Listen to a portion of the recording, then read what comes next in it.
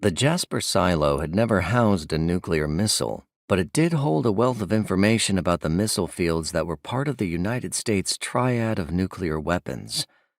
Specifically, there was information about the decommissioned silos that had been converted to strategic storage facilities located near the active silos.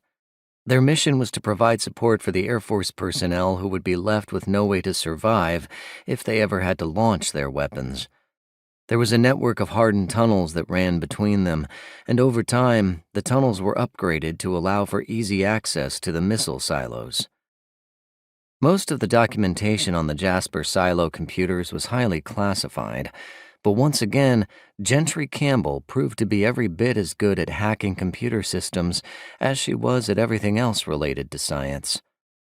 She uncovered one particular file that outlined how the Air Force would evacuate personnel in stages to living quarters inside the storage silos.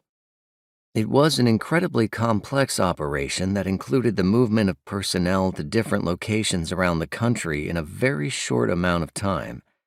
If it was possible to keep the bombers in the air, they had to be able to return for new payloads, and that meant having them land near their resupply depots.